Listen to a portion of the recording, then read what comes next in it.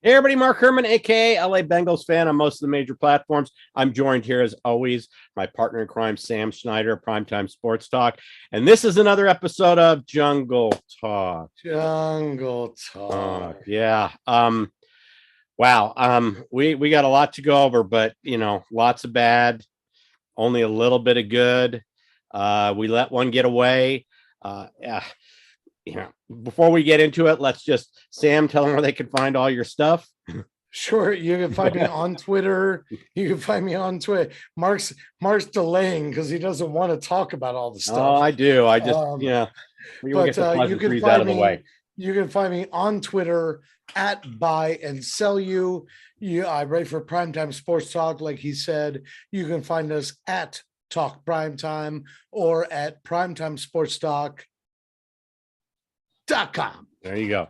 And if you don't subscribe, please subscribe. It's all we ask. So And then hit that notification. hit the bell and you'll know when we're on. So and Mark and I love interacting with everybody. So comment away. Yes. We will talk back to you. You know what I mean? Like I mean in a good way, not talk back. Yes. No, in a good way. So comment away. Yeah. So and you'll see there's a lot of interaction this week coming into this game. So all right. So let's get into it. This starts off bad from the beginning. I mean, we find out right before the game, no Reef, no Trey Hopkins. So one whole side of our line is going to be, now we're dealing with Hill and Prince and Adeniji, who played well. He had one penalty, but he played well. Right. But it starts off bad. Clearly, the Chargers looked like they were the team that was ready to play when the game first started. But even with that said, the Chase fumble we basically that was a pivotal game. That was a pivotal play that led to the 24-0 hole that we dug ourselves into. I mean, We're down 7-6. Burrow hits Chase. Chase kind of taps the ball up, and then it's all right. And the next thing you know, it's an interception. He just pulls that in. It's 7-6. Yeah, there were several times today. It was him, Higgins did it too, Uzama did it, where they literally got hit in the hands. Yeah. They got hit in the hands and couldn't reel in a catch. And I think that changes the landscape of the game. Well, we talked about this in the Browns game. When we start with that pick six, we set a tone. So I know that the Chargers drive down the field and get the touchdown to go up 6-0. And then they miss the PAT. We get the ball back. We look like we're going to move. And it looks like it's going to be 7-6 us. And instead, the Chargers get the ball back, end up adding a field goal. But that's a 10-point swing. And that starts the whole series of bad plays. And we'll get into this when we start talking about Mixon's fumble. And I'll show you how it just becomes an infection that you can't get rid of. Couple penalties today. I mean, I know both teams had 7 penalties. They were 7 for 51. We were 7 for 63. But ours just seemed to negate first down conversions. They seemed like they were huge penalties, and we dug ourselves the strip sack was on Jonah Williams got burned. I went back to rewind that to see that was Jonah Williams who got burned. D held another field goal. The whole thing. And Jenna J, Jenna Die, Jenna whatever. Somebody gave me crap about it last video. He got torched in the fourth quarter. Absolutely torched. Burrow got murdered by them bringing pressure in on that right side of the line. That's beside the point. But what I'm speaking to you to is, you say all these things, and I agree with you. It's fitting for the season because it was definitely a snowball effect. Right. You know what I mean? It was once we got down by that much, you didn't feel like you could come back. But it just kept getting bigger and bigger and bigger and stronger, even though we came within a score and then still it was 2 scores later. That's fine. But I don't think any Bengals fan out there felt like at some point they were like, yeah, no, we're still going to win this game. Oh, no, I was like, no, we're screwed. I disagree, because when we get back to 24-22 and we're driving at midfield before the Mixon fumble, I really felt like we had taken over the game. We had given that 24. 24 straight points, and we answered. But let's finish the bad. Well, we're going to bet, this is going to be one of those videos. We're going to bounce back and forth between the bad and the good, because agreed. Let's shift over to the good now. We're down 24-0. Okay. And this feels a lot like the Browns game. Okay. And then the Bengals kind of start rolling and they get it to a manageable number at half. Okay. And then Burrow hurts. Yeah, I was thrilled by that. Yeah, and then Burrow hurts his finger, which it looked like we were going to get to do a double dip. It looked like we were going to get a position, but we end up not scoring, getting into because Burrow hasn't figured out. I mean, I'm sure they numbed his finger and did stuff, but he hasn't figured out how to throw with this, because it's happened, late in the second quarter. So we don't score going into the locker room. I mean, I think, Mark, and I hate to talk over you because I got crap about that last episode, but I think, you try to pick up a football, which is larger than most people generally think it is. If you bent your finger in, your pinky in, and tried to grip that football with those 4 digits, that's not easy. No. It's not easy. And I think his finger's probably broken, but even if it was just dislocated and bothered him, then I don't understand how you can expect him to do amazing things. He was trying to make it right on the sidelines. You could see it was noticeably bothering him. And I knew we weren't going to take any chances on that possession. Would have been nice to get into field goal range, but I still felt like, okay, well, they'll get in the locker room, they'll numb it, they'll do what they need to do.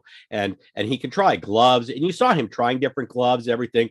Whatever he did, he was able to work it out to where he made some really clutch passes in the third quarter. I mean, Joe's a gamer. Yeah, he's a gamer. So, but even when he came out, he was handing the ball off to Mixon with his left hand, right, just so he did not involve that right hand. So Joe's a gamer. I think they probably said, "We can get you out of here right now," and he was probably like, "Nope, not interested."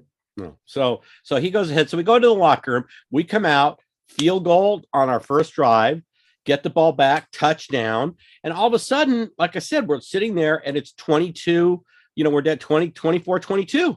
And I really feel like we've now strung off 22 straight points. I felt like we had all the momentum. We hold them again. We get we received the punt at like the 42-yard line. I mean, we're in great field position. Yeah, that was great field position. Mixon has a great first down run. It looks really good. And then a couple plays later, Mixon just fumbled the ball. And it's a swoop and 7 points the other way. And all of a sudden, and this is what I mean about it being infectious. That leads, I wrote down here, that leads to 4 consecutive negative plays, because after the score, we get the ball back. We have Chase drops a ball, CJ drops a ball, right? And then the Burrow sack. So that led to 4 straight negative plays. It completely changed the game. I mean, to me, those are the 2 pivotal plays of the game. The 10-point swing on the Chase play, we actually righted the ship. That's one of the good things. This team said, okay, we're going to try to overcome it. We've never come back from a 24-0 deficit. We got to 24-22 and looked like we were going to take the lead, and boom, the Mixon play. And that basically was the end of the game. I mean, in terms of momentum and all that. I just think this is one of those situations where it's who wanted it more. And you and I were talking about it, not on camera, but you and I were talking about it earlier this week, that we hope that Cincinnati is not believing in their own hype, right? Because we would prefer that they have that chip on their shoulder. And I almost said it. San Diego. Yeah, I almost said it. The Los Angeles Chargers have that chip on the shoulder, because if I'm not mistaken, I think they lost 2 straight. But I think they lost 1 straight. They beat the Steelers, but almost gave it away, but then lost to Denver. That's right. But the Denver game was ugly. The Denver game was an ugly game for them, and they rebounded. I guess all my point is that it feels really strange for a team like Los Angeles to have a bigger chip on their shoulder than we do. I'm afraid that that means that we're believing in our own hype.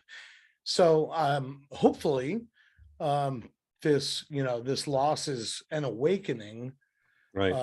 for them, and so they say, oh yeah, we're not there yet, we're not upper echelon yet, we're not there yet, we got to do what we got to do, instead of thinking like, yeah, no, we're gonna be fine against whomever.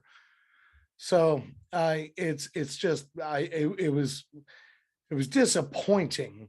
Yeah. But we're playing against a team that also could be in the playoffs. So I mean, that's not a terrible thing. Right. Well, we are down 16 and Burrow drives down the field, and then we have a penalty, and then he forces the ball and he's picked off in the end zone. And that's one where I just wish he would have, I don't know if with the pinky affecting him, I wish he would have just thrown it away. We had two more shots at the end zone. I mean, we're at like the 7-8 minute mark. So if we score there, get the 2 point, we can absolutely, we bring it back to a 1-score game. Meant a lot to me because I had a special teaser and I had the Bengals +10. So we're down 16. I'm like, all right, let's just get the score. So at least I don't lose that card. Right. So you don't lose the game and your money. Yeah, I'm trying to at least hold on to one of the two. But I just, when he got that pick, I was like, oh, there he is forcing it. But that's Joe just trying to make things happen. I get that. But overall, like I said, the big plays, I don't blame Zach on this game at all. And this is on execution. This is on drop passes, penalties, and those two huge turnovers. I mean, like I said, that chase, he literally turned a touchdown into a turnover on the chase, on that chase. And then the Mixon play, just if we just get a field goal and go up 25-24, we've now erased it. There's the momentum. I mean, everything changed on that Mixon fumble in terms of the way the game. There was like 3 different games. There was the 24 straight points, then our 22 straight points, and then the Chargers finished. It was 3 games, and unfortunately, we only won the middle one. And so that's, I guess, it wouldn't be a shit sandwich because the shit's not in the middle. It would be the outside bread, but whatever it is, it's not good. I think it's interesting because there's going to be a lot of people on message boards and Twitter and whatever who are completely blaming Zach Taylor for this loss. Yeah. And that's ridiculous. Zach Taylor does not play wide receiver.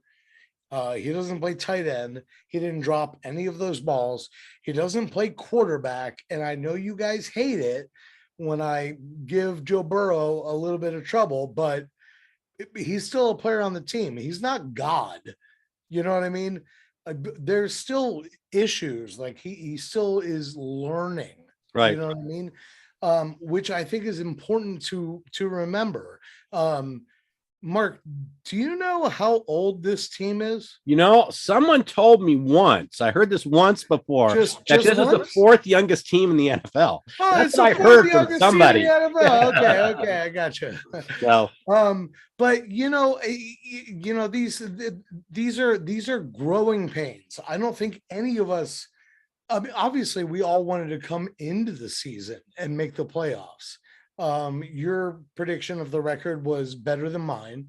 But we all came into the season wanting to make the playoffs, but understanding that it's a very young team, I think is, it's you lose crummy games. Right. You lose to the Jets, you lose to the Bears.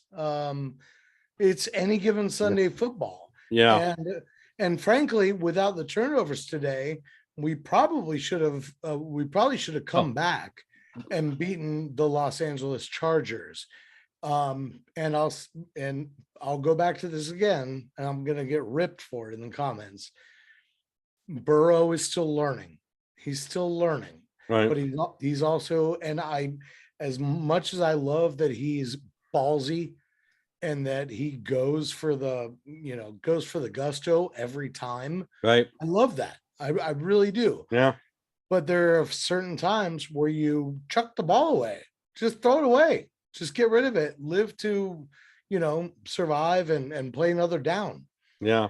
Well, you look at the stats, and I'm telling you, even though we lost and we let them put up a 41 burger. I mean, you look at the stats, we had 21 first downs, they had 18. We had 356 total net yards, they had 363. Time of possession, 31-28. I mean, it's those two plays. Everything else is right there. Both teams had 7 penalties. Ours seemed to be bigger. But come at more inopportune times. But, I give this team a lot of credit for coming back. The only thing I'm going to put on Zach, and this may have been a player execution issue, when we get the T. Higgins touchdown, we decide we're going to go for 2. We take a timeout. And then we have a delay of game off a timeout on a 2-point conversion. And then McPherson misses the PAT because it's 5 yards longer. So I was just kind of going, guys, it takes. And that was what, a couple minutes into the third. No, that was that was still in the first half. That was when we were making our charge in the first half. Yeah, but still, it's. But why do you? So well, actually, that supports my argument. Why the hell are you going for it in the first half? Well, kick the field goal, get the point. And I think it was purely analytics. I think, simply put, it was we were down 3 scores. Let's get it down to 2. It was that simple. You're down 24-0.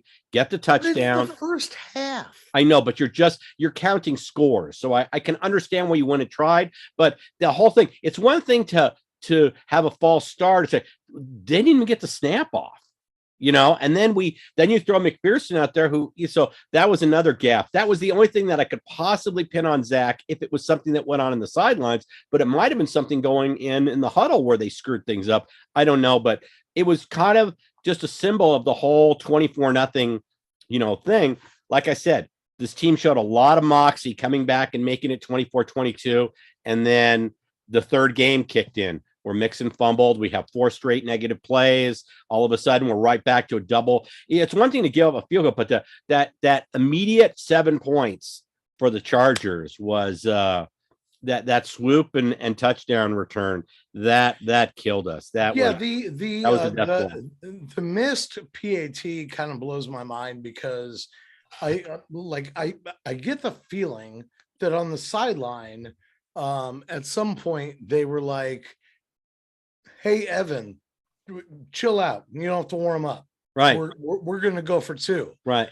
And then we get the false start and they're like, Evan, get in there. And he's like, what? Right. No. And it's like, tell me I was going to have to do this. And so that's not fair to him either. No.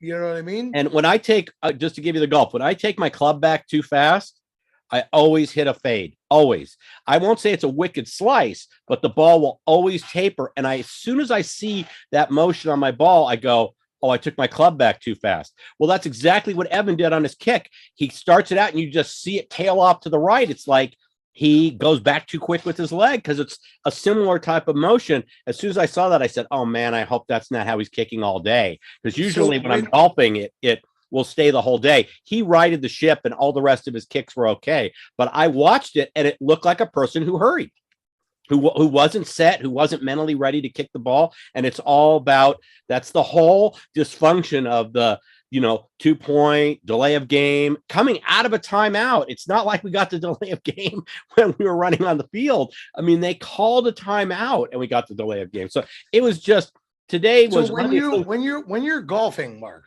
Yeah. When you're golfing, does the ball go up in the air? Yes. Okay. Well, you're a way better golfer than I am. Yes. So, but no, I'm just saying, because the motion of your leg when you're kicking, it's similar to a golf swing. So if you watch the mechanics of it, no. I understand the analogy. Yeah. I can't identify. Yeah. Well, so golf, not your game. I'm terrible. I just get out there and I'm like, yeah, I'm going to drive around in a cart. That'll be great. Yeah, you turn it into a drinking game. So, yeah. So, but let's talk about a couple positive things. Puka Williams, didn't like him returning the ball on the first kickoff, but he showed he's got some possibilities of being a kick returner on the second one. He had some moves. He held onto the ball, and all I can say is, hey, welcome to the roster. We got to see him in there today. Let's see how long he lasts when they activate Superman. Right. But no, like I said, but this is about getting guys experience. So he came back up. Hargraves with the forced fumble that Bates got. That was a nice play. Mike Hilton with the forced fumble, and then Henderson, gets the sack, which is his eighth 8 games in a row now with the sack. We gave up 6 sacks, which was not good, and that doesn't surprise me because we had half our offensive line out. But yeah, two of the guys were out. But we did get 4 sacks on them, and it seemed like we turned up the pressure. We were getting to Herbert. And I said, we can make him make mistakes if you get to him. And we saw that in the third quarter, end of the second and third quarter, when we made our run of our 22 straight points. But in the end, I think it's worth mentioning, because I meant to mention this in the preview, and I honestly don't recall if I did or not, because I was on a couple of different shows. I don't recall if I did or not, but Hendrickson is going into this week. He was tied for second in the most pressures in the NFL. And that's, it may not seem like much, but when you say he's had, a sack 8 straight weeks, yes. And he's pressured people every single week. Those are really, really good stats. Never mind the fact that, by the way, on straight weeks, Joe Mixon scored in 9 straight. He is now tied for second all time for Cincinnati in the number of touchdowns scored in consecutive weeks. I think he's tied with AJ, if I'm not mistaken. Okay. It might be behind Carl Pickens. It doesn't matter, but that's a great stat. So we've got guys that are playing well. We just need to, obviously, like today, we just need to take care of the ball. You got to take care of the ball. When you look at the stats, you would think that this was a 1-score game, that one team kicked a last-minute field goal to win the game, something to that effect. You would never ever think that this was 41-22. You just wouldn't when you look at the stats, and it was just that Mixon fumble was the death blow. So it really was, and that's so this loss. I appreciate that Zach came out, you said, and took the blame for this game, but this is on the players, and they should, and I know that they know that. So when they're in the locker room today, so I would expect a more focused, hungry team to come out next week, because I think that they know the game plan was there. They just didn't execute. They just did that. The Chase fumble, that it's just, you just shake your head on those. Zach came out and took the blame, but that's what you're supposed to do as a coach, right? But as well as I do that all those players know, hey, it wasn't his fault. No, I will say, as far as play calling goes, the Chargers are one of the worst teams against the run. And I don't have the stats in front of me, but I'm guessing Mixon got, 17 carries tops. Right. But that's a function of digging yourself a 24-0 hole. Well, I understand that. Yeah. But you also can't abandon it when you're down 10-0, which is what they did, which is what Zach is a fan of doing. But I'm not saying that I blame Zach for this loss by any stretch at all. I think his play calling has gotten better and better every week. It's not about that. I understand wanting to throw the ball when you're down by a ton, but God, you gotta put the ball in the chest of your running back, for crying out loud. Yeah. Well, he was 19 for 54. Was what he was. So 19. All right, 19. But he did not get one pass out of the backfield. Not one. No. So I think when he carries it, I wrote it in my article, and I could be wrong. I honestly was guessing. I think when Mixon gets 25 carries, our record is stupid good. Right. Well, this was like a gap. I'm trying to grab one other positive thing. You know what? If there's both years we lost in the playoffs to, or the one year we lost in the playoffs to San Diego. They were San Diego at the time, so I'm being right to say that. I saw the game at Qualcomm, and we went down there, and and we won that game. And then when we lost the playoff game, that was the one where Andy threw the pick six. It was in Cincinnati. He threw the pick six coming out in the third quarter, and that was our kind of the death blow to us there. And I thought, It's man, turnovers. I really would have loved losing the regular season game and winning the postseason game. So if we do meet the Chargers, I don't think we have the same result if we do meet them again. The downside is we don't have the tiebreaker with them, and we are going to be competing with them on a wild card. So we have the tiebreaker against the Raiders, not against the Chargers. Hopefully it doesn't come into play. And the only way we would probably meet the Chargers in the postseason is if one of us is a division champ. And that's really kind of one of our tracks in: beat San Francisco, beat Denver, and come home and beat Baltimore. This team seems to get focused on their division opponents. And I said this in the preview, was I said, one of my concerns is this isn't a division opponent. We seem to get super focused on our division opponents. And then when we have a big division win, we show up the next week and lay an egg like we did against the Jets, like we did to start the game today. So, well, I mean, it's like I said earlier in the video, this team, how old are they? They're the fourth youngest team in the NFL.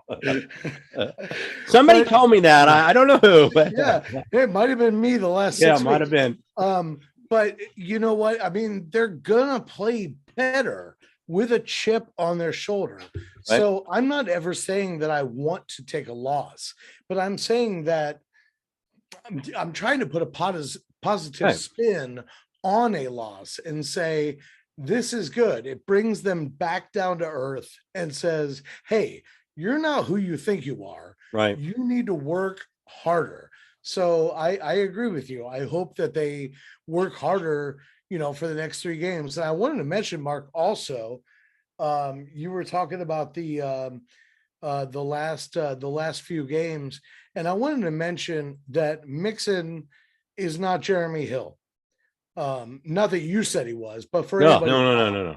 Not that you said he was, but for anybody else, Joe Mixon has not fumbled in a long time. Right. I'm not saying you have to excuse it for this game, guys. That's not what I'm saying. But I don't want to see any tweets about any comparison, because let me tell you something. Jeremy Hill's fumble happened when all we needed to do was hold the ball. We didn't have to even gain a yard. All you had to do is protect the football, go down, and he didn't do it. And that was it. This was just one of those gaffes, and it happened. And somebody popped it out too. Right. You know what I mean? Nah, he dropped it. He wasn't touched. It looked like Covington got his hand in there, but he just dropped it. Oh, maybe one of those. It was one of those, but I agree with you. I don't want to see any of the comparisons to Butterfingers Hill. I just don't want to see a bunch of people saying, well, we would have won if Mixon wouldn't have dropped the ball. And I'm like, you know what? And I'm not trying to excuse him. He should not have. I'm not trying to excuse him. Right. But I'm saying, like, I don't know. I'm not saying give him a pass. No, but it's not even close. But I'm saying don't blame this loss on him. We lost this game way before he. Oh yeah, no. Like I said, the chase play. It's 7. Imagine it being 7-6 off the chase play, or 9-7. I don't remember if that happened before the. Oh, you're right. You know what? It was 9-7. It would have been 9-7 because the strip sack led to it. So it was 9-0. So it would have been 9-7 if Chase doesn't, and we kind of turned the tide of the game. That would have been a long play. So there's a lot of things. Like I said, this was a team. This was a players. I'm not going to say a team loss because it wasn't on the coaches, but this was a players loss. A players loss. I agree. That they lost it on. So just one bit of housekeeping news. I want to give a shout out to Super Sassy, who I guess I apparently put a scare into him when I mentioned that I thought we only had Hendrickson on a 2-year deal. We have him on a 4-year deal. So don't worry. He doesn't need to be extended. Always appreciate you guys correcting us if we get something wrong. And I said it in the comments, and I said, I'm going to mention you. So it's a Super Sassy. Thank you for correcting me. Yes, Hendrickson is with us for the next 4 seasons. Yeah. And keep in mind, everybody out there, that, we do these videos pretty much right after the game. or on Thursday night on a preview before all the injury reports have come out, Right. such like that. So we count on you to comment down below, baby, and put some stuff down there, and let us know what we got right, what we got wrong, what we're doing right, what we're doing wrong, Right. so that we can interact with you. So don't be scared. So brace yourselves. Football night in America is going to be a bunch of people jumping off the bandwagon, but they weren't fans anyway. Oh no, the Bengals are who they thought they were, blah, blah. But this team seems to play better when that's the narrative. So let's go back to that narrative. We're not football night in America. We're 4:30 Eastern. We're not 8 o'clock. No, but I'm just saying it's what you're going to start hearing about here they go again, right. Big win. Now they can't finish. And like I said, this team needs to learn how to win. We need to learn that we're going to get everybody's best shot. We got the Chargers' best shot today. They came out ready to play. We did not. We did not execute. So, like I said, hopefully we string the next 3 together, because the AFC North is still right there for the taking. If the Baltimore is going to lose, Baltimore could lose today. And we can make up that game and have the tiebreaker. So it's all in about it's just the Chargers have an easier road. So if we're tied with the Chargers, we don't have that tiebreaker anymore. That's where this is a big game. I think it's I didn't mean to talk over you.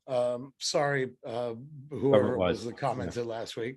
I think the big deal is we just need to bounce back. Yeah, that's it. We need to bounce back, keep that chip on our shoulder, stop listening to the media saying the Bengals rose in the power rankings, or the Bengals are in the driver's seat for the wild card, or anything like that. Forget all that.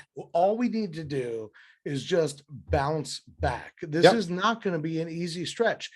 Denver is not even a very good team, but their defense is really, really good, and they play ball control offense. Right. That is, but that's scary. You know what I mean? But it's a winnable game. That's AFC North football. Right.